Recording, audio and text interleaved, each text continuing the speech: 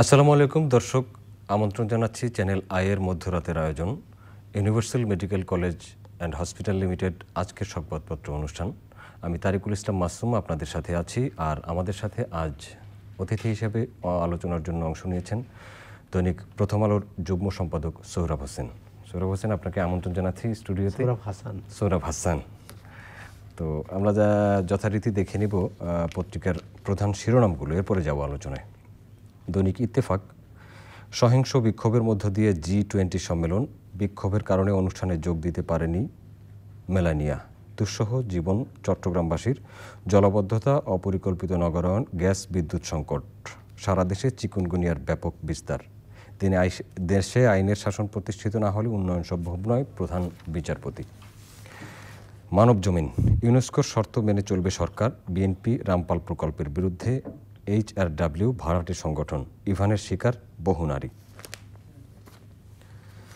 আমাদের সময়, বিনামূল্যে বইয়ের সঠিক পরিসংখ্যান নেই উপজেলায়, ফরহাদ মাঝার অপহরণকাণ্ড রহস্যের উত্তর মিলছে না, যুক্তরাষ্ট্র ফিরে গেলেন মেয়ে সমতলী হক, আজ থেকে মনোরোগ বিশেষজ্ঞ দেখানো হবে মাঝহারকে। পূর্বাঞ্চলে বন্যার উন্নতি, উত্তর মধ্যাঞ্চলে অবনতি, বেড়েছে দুর্ভোগ রোগব্যাধি।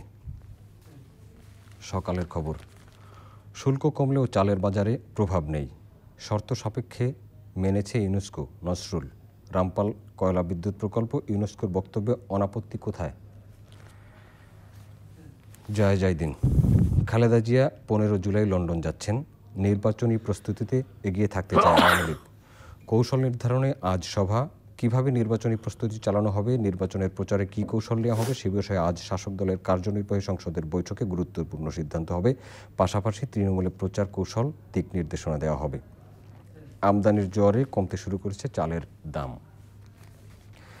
দৈনিক ইনকিলাব, নির্বাচন এবং আন্দোলনের জন্য প্রস্তুত বিএনপি, গঠন হচ্ছে সর্বদলীয় নির্বাচনী ফ্রন্ট, বন্যা কবলিত যমুনা ব্রহ্মপুত্র জনপদ, দুর্ভোগ বাড়ছে বন্যার্তদের। ভোরের কাগজ, ত্রাণ নিয়ে তেলসমতি, অনুসারী ছাড়া মেলে না ত্রাণ, ইউনিয়ন চেয়ারম্যানকে শোকজ, স্লিপ আর ঘুষ প্রীতিবহল, রামপাল বিদ্যুৎ কেন্দ্রের ঘিরে বিভ্রান্তি। আমাদের অর্থনীতি, ষোড়শ সংশোধনী বাতিল নিয়ে আলোচনা ও কৌশল নির্ধারণ, আজ কার্যনির্বাহী কমিটির বৈঠক আওয়ামী লীগের। ঢাকায় প্রতি 11 জনে একজন চিকুনগুনিয়ায় আক্রান্ত, দেশে অস্থিতিশীল পরিস্থিতি সৃষ্টির চক্রান্ত চলছে কাদের? সুন্দরবন রক্ষায় আন্দোলন চলবে, বাংলাদেশ পরিবেশ আন্দোলন, রামপালের জন্য শর্ত দিয়েছে, আপত্তি নেই ইউনেস্কোর, রামপাল বিদ্যুৎ কেন্দ্র স্থাপনের বিরোধিতা এখনও করি, বিএনপি বলেছে এই কথা। দৈনিক দিনকাল, ঘরে ঘরে চিকুনগুনিয়া, প্রতিদিনই হাসপাতালে বাড়ছে আক্রান্ত রোগীর সংখ্যা, যে যাই বলুক রামপাল দেশবিরোধী প্রকল্প, বিএনপি এর বিরুদ্ধে রিজভি, পকেটে ইয়াবা দিয়ে ফটো সাংবাদিককে জেলে পাঠালো police.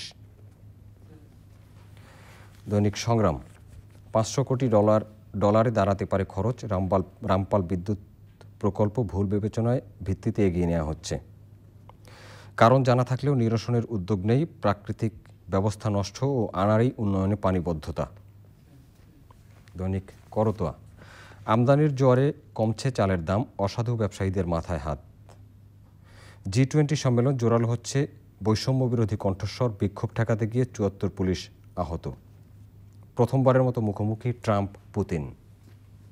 The daily independent, Rampal power projects implementation, UNESCO go ahead conditional, government except UN heritage bodies condition, Bipu.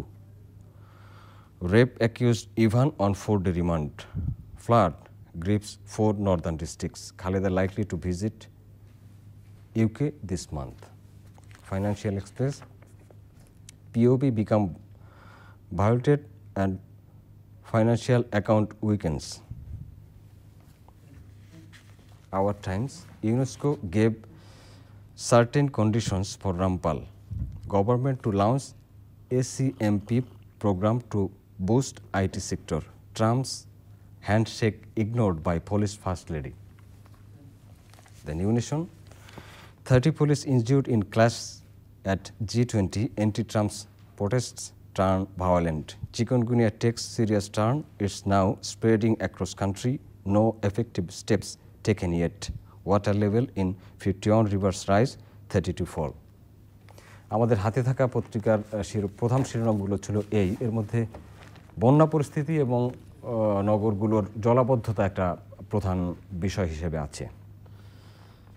আসলে তাদের ঢাকা, চট্টগ্রাম, সিলেট, গাজীপুর সহ যে শহরগুলো, বড় শহরগুলো কিন্তু এক ধরনের জলাক্রান্ত আর কি। মানে জলবদ্ধ মানুষগুলো বিপাকে পড়েছে, তাদের দৈনন্দিন জীবনযাপন কাজে যাওয়া এটা বেশ কষ্টকর হয়ে পড়েছে। কিন্তু এই জলাবদ্ধতা কেন এবং কাদের কারণে হয়েছে এবং এর দূর করার কি উপায়, এ ব্যাপারে কর্তৃপক্ষের কোনো নজরদারি বা কোনো চেষ্টা আছে বলে মনে হয় না। দীর্ঘদিন ধরেই আমরা যখন দেখি যে বৃষ্টির মৌসুমে যা এসব নিয়ে কিছু কথাবার্তা হয়, তারপর আবার সবাই ভুলে যান। আর যদি ঢাকা শহরের কথাই বলি, যে প্রায় 1.5 কোটি মানুষ এখানে বসবাস করে, তার 1 ঘন্টা বা আধা ঘন্টা বৃষ্টি হলে কোনো কোনো এলাকা প্লাবিত হয়ে যায়। তা কেন হবে?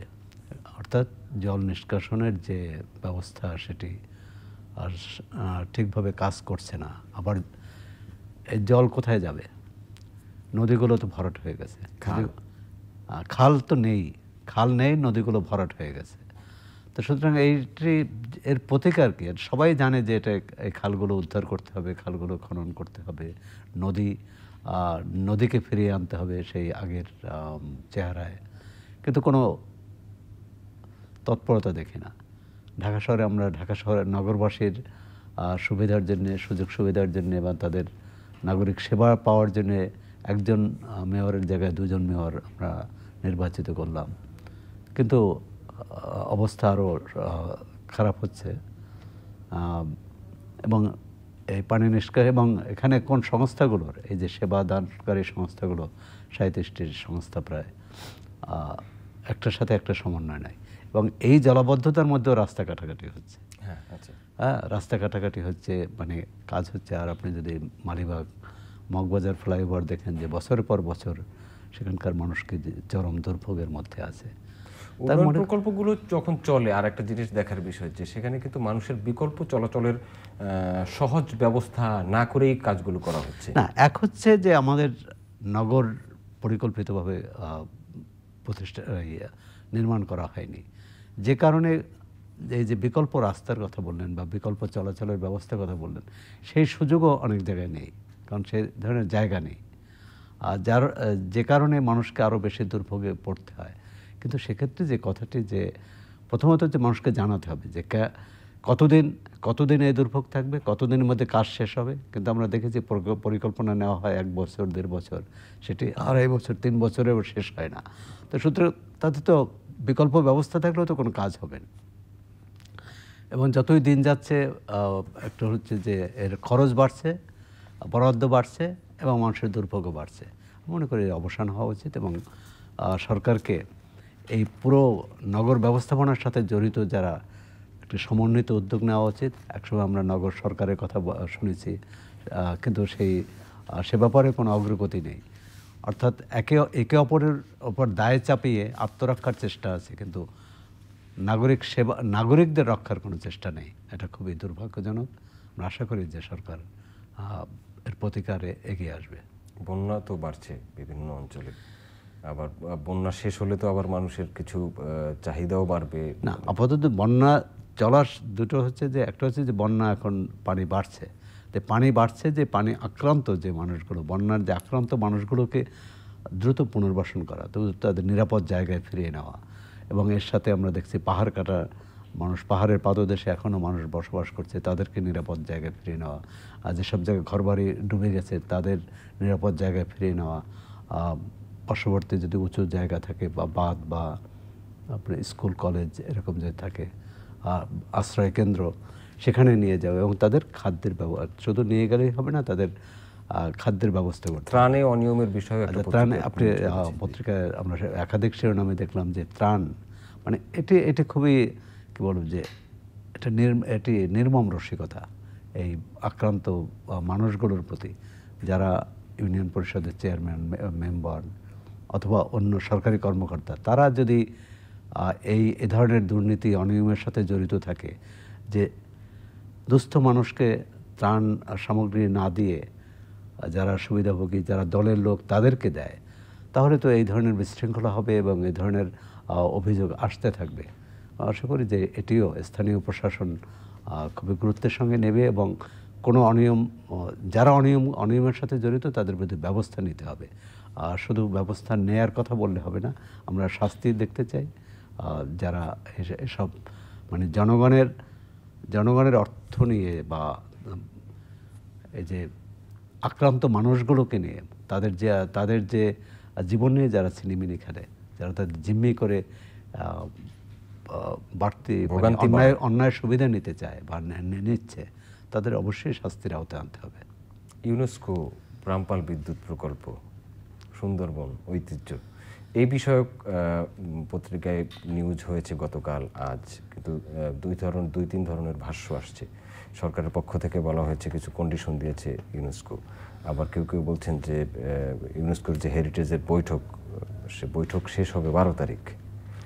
হ্যাঁ, রামপাল বিদ্যুৎ প্রকল্প নিয়ে তো দীর্ঘদিন বিতর্ক আছে যে পরিবেশবিদ, আমাদের দেশের পরিবেশবিদ এবং ইউনেস্কোর যে হেরিটেজ কমিটি তারা এ ব্যাপারে আপত্তি জানিয়েছিল এবং আমাদের দেশের পরিবেশবিদ এবং বিভিন্ন শ্রেণী পেশার মানুষের প্রতিবাদ করেছিল যে তাদের একটাই চাওয়া যে সুন্দরবনকে রক্ষা করতে হবে। কিন্তু সরকারের পক্ষ থেকে বলা হচ্ছে যে সুন্দরবনের কোনো ক্ষতি হবে না, কিন্তু এত কাছাকাছি জায়গায় এরকম একটি বিদ্যুৎ প্রকল্প ক্ষতি হবে না সেটিও কিন্তু যুক্তিসঙ্গত নয়। সর্বশেষ যেটা দেখলাম, পররাষ্ট্র মন্ত্রণালয় একটা বিজ্ঞপ্তি দিয়েছিল যে ইউনেস্কো যে আপত্তি ছিল সে আপত্তি তুলে নিয়েছে। আজকে আমরা দেখলাম বিদ্যুৎ প্রতিমন্ত্রী বলেছেন যে ইউনেস্কো যেসব শর্ত দিয়েছে, অর্থাৎ পরিবেশ সুরক্ষা, সুন্দরবনে ক্ষতি না হয়। এখন সুরক্ষার কথা কিন্তু সরকার আগেও বলে আসছে, কিন্তু সেই সুরক্ষা হবে কিনা মানুষের মধ্যে এটি প্রশ্ন। অর্থাৎ যে প্রযুক্তি ব্যবহারের কথা বলা হচ্ছে, যে ধরনের নিরাপত্তা দেওয়ার কথা বলা হচ্ছে, কয়লা আনা নেওয়ার ক্ষেত্রে, পরিবহনের ক্ষেত্রে, নদীর পরিবেশ রক্ষার সুতরাং সবগুলো মানে খুবই কিন্তু এটা তারা প্রতিশ্রুতি দিয়েছে, কিন্তু কাজে গেলেই কিন্তু বোঝা যাবে যে তারা কতটা সেটি রক্ষা করেন বা না করেন। এবং তখন যখন এটি উৎপাদন শুরু হবে, তখন যদি ক্ষতি হয় তো সেটি কিন্তু আর কোনো ফিরে আসার পথ থাকবে না, ক্ষতি হতেই থাকবে।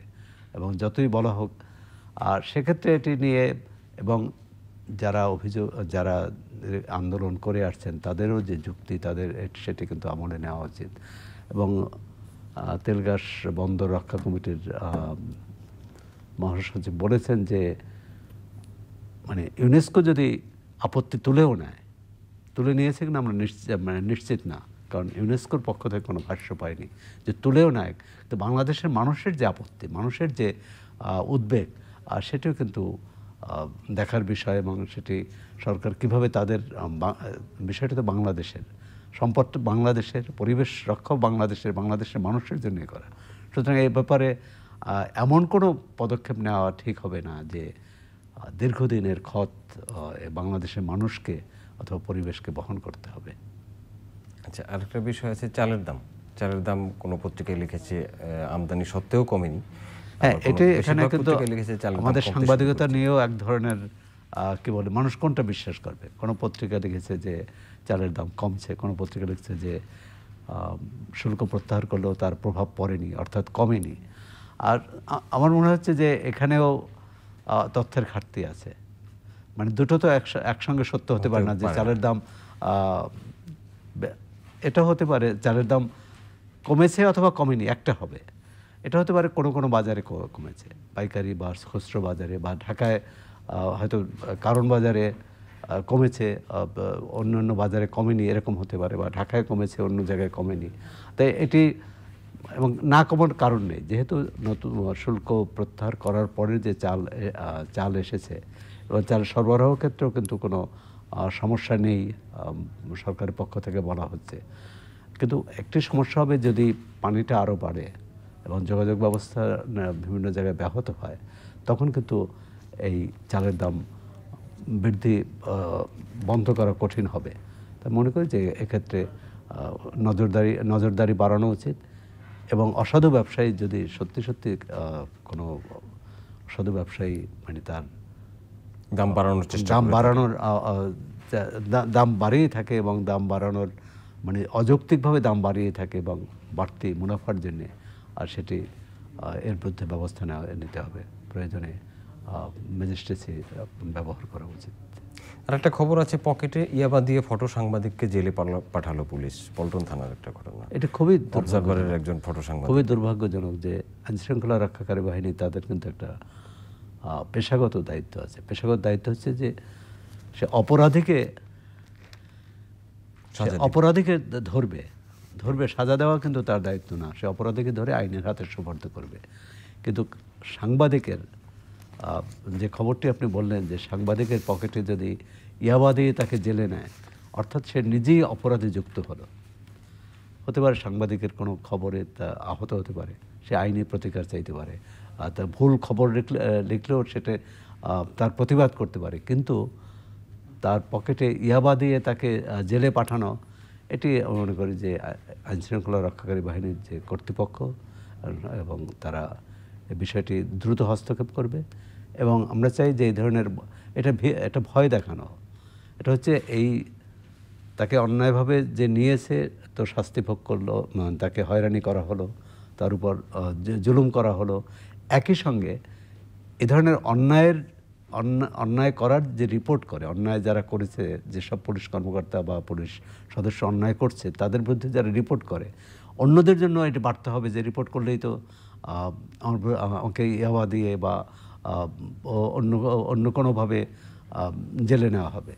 তো এটি খুবই মানে এর বিরুদ্ধে আমার মনে করে সাংবাদিক সমাজেরও এর বিরুদ্ধে প্রতিবাদ মুখর হওয়া উচিত এবং এটি অবিলম্বে যাকে এ ধরনের হয়রানি করা হয়েছে, যাকে জেলে পাঠানো হয়েছে, তার মুক্তি দাবি করছি এবং একই সঙ্গে যে পুলিশ সদস্য এই কাজ করছে তার শাস্তির আওতায় দাবি জানাচ্ছি।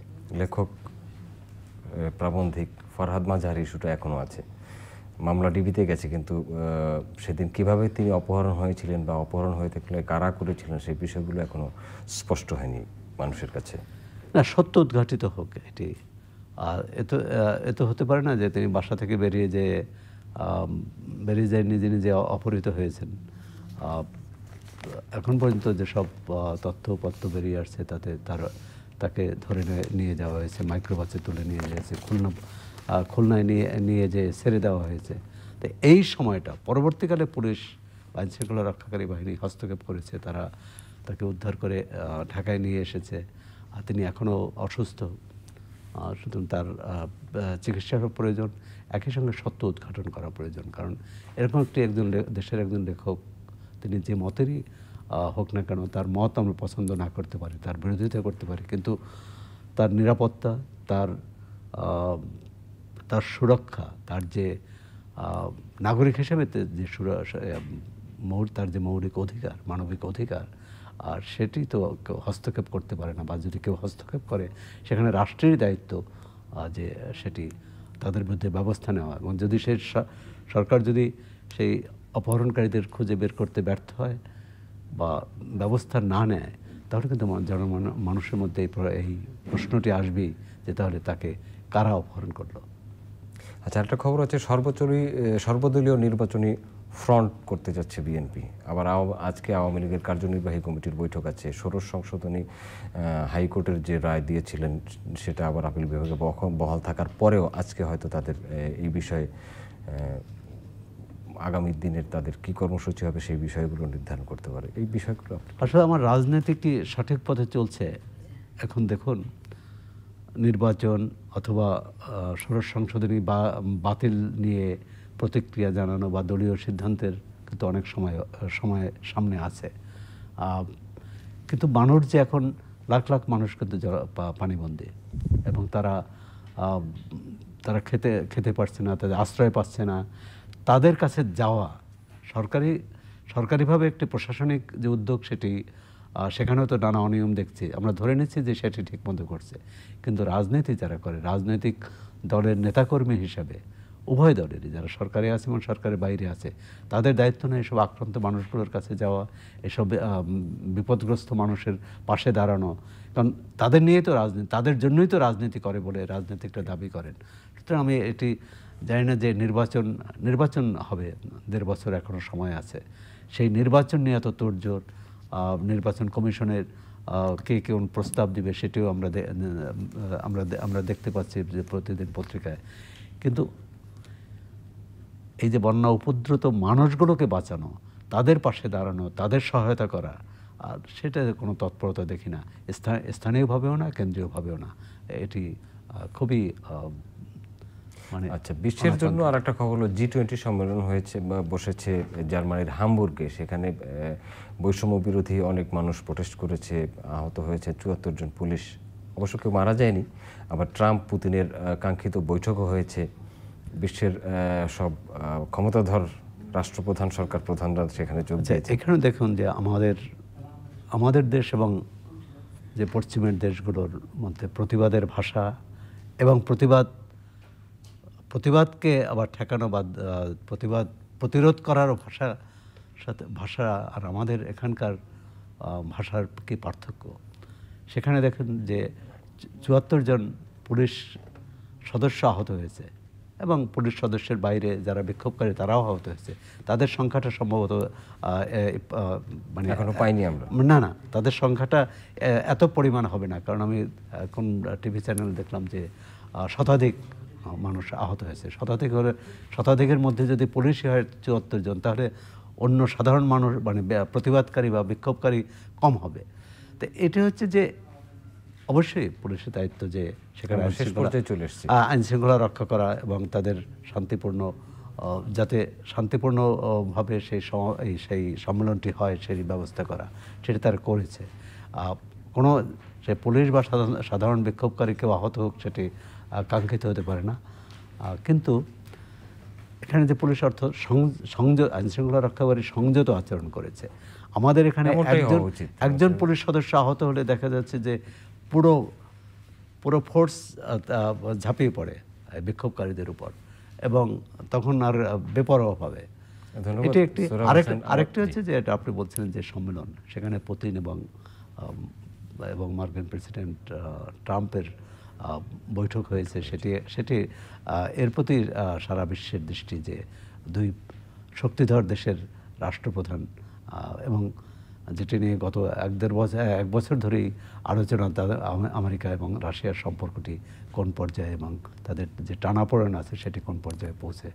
তো সুতরাং এই বৈঠকের প্রতি মানুষের দৃষ্টি থাকবে এবং এটি কী ফলাফল হয় সেটি আমরা দেখতে চাই। ধন্যবাদ সোহরাব হাসান এতক্ষণ আমাদের সাথে থাকার জন্য, সুন্দর আলোচনার জন্য। দর্শক, আমরা বিদায় নিচ্ছি। আগামীকালের অনুষ্ঠান দেখার আমন্ত্রণ রইল। ততক্ষণ ভালো থাকবেন সবাই।